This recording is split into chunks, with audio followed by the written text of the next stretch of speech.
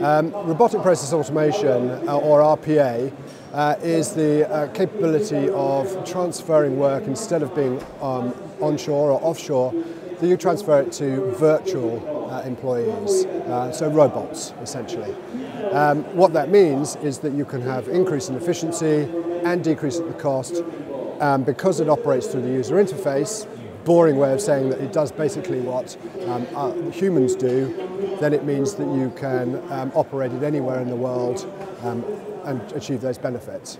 Software robot, not Sparky here, but a software robot actually operates within the organization's existing technology structure. So because you're operating through in the same way that a human does, then you don't need to change any of the technology. Basically, you can use your existing systems regardless of how good, bad or indifferent they are.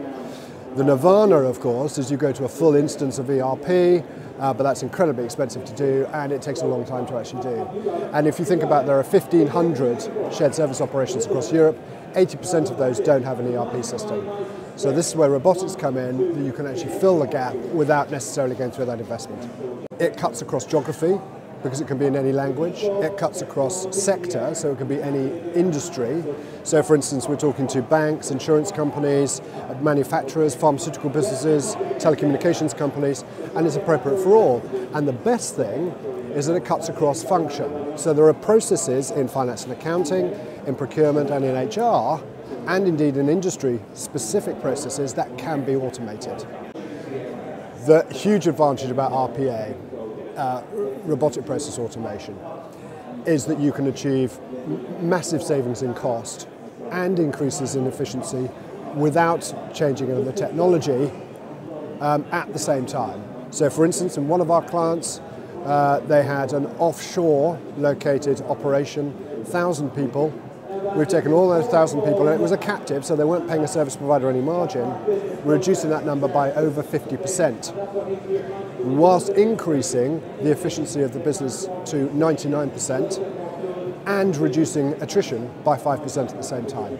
Now that's a dramatic difference than a normal BPO deal. The biggest hurdle to robotic process automation isn't the business people. We are surrounded in the SSON event by business people. The people who really hate this are the technologists.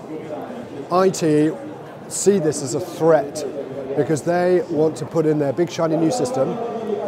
They've built the business case for it. It costs the organisation a lot of money. They need the consultants and the system integrators and all the rest of it to make it work.